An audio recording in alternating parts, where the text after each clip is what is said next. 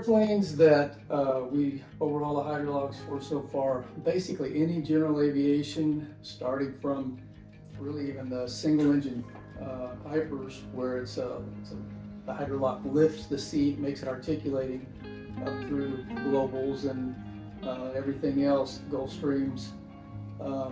The top end of general aviation, we don't do anything with the commercial airliners, but everything from zero to there is definitely something that we're overhauling or servicing in some manner.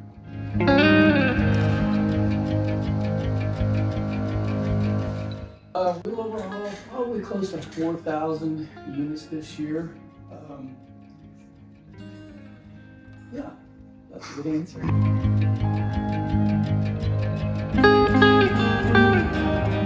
So we have heard from our customers, which are the best in terms of market research for us, is that the need to overhaul hydrolocks or in some way support the fact that every time an airplane rolled in for an interior, there was 1 to 18 or more hydrolocks that were bad. So I remember when the very first time we started this, we kept hearing from customers, man, my favorite question was, what do you guys struggle with? And they say, every time the airplane rolls in, here it sits, and we've got 6 weeks to finish this work, and the first thing we had to do is start trying to find the hydrolocks. So at that point, we realized there was a need, and that's number one for anything that we try to research and develop is there a need, which produces the market, and then can we provide the value? And so in this case, the need was obvious, and the value, as the more we looked into it, the more we realized there was significant value in the marketplace to the operators if we could overhaul and provide in short lead time. Well, that was going to be a great asset to them.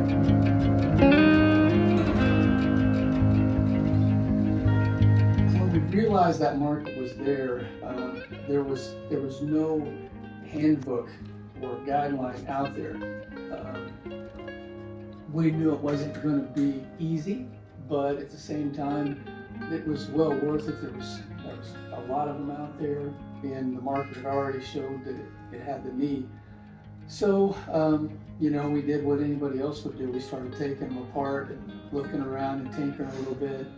We found that sourcing the parts was very difficult. Many of them were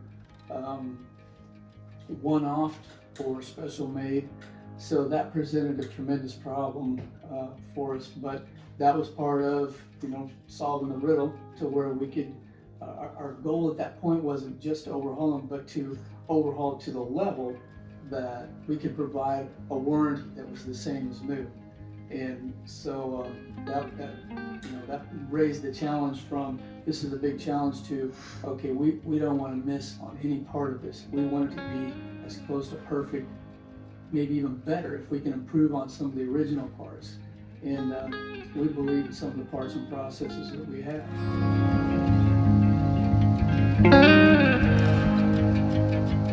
When the aviation community, the interior shops, the MROs became aware that we had this opportunity, the ones who understood it were very excited, and it just, many shops it was like from no interest, no inquiries, till, oh, you have this, and it led actually into other products that we sold because we developed a relationship with them. But the enthusiasm was great. It's just a matter of making everyone aware, and that's been, that's the struggle for business, right? Make everyone in your market aware that you have something.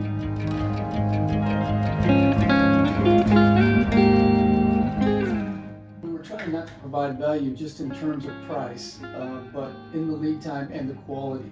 So if your price is competitive, and in this case, a new one, in today's world, we see many of these hydrolocks or actuators, ultralocks, whatever name brand you happen to be working with, they'll be in the $2,000 to $3,000 range, and the most expensive one that we overhaul is in the $600 range.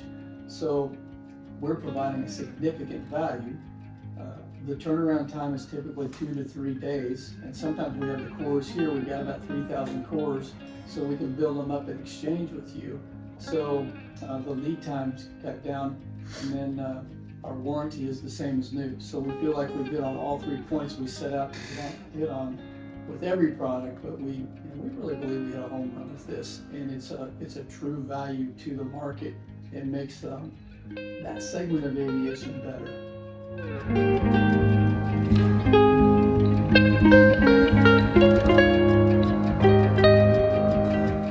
So most customers prefer to buy overhauled or have their units overhauled because either number one, their unit's not available new off the shelf, and that's significantly prevalent in this particular product line, or number two, they want to save the money. And as I mentioned a minute ago, if you can save 60 or 70 or 80% off of list price with a product that has the same warranty as new, and your lead time is not much different, who wouldn't do that?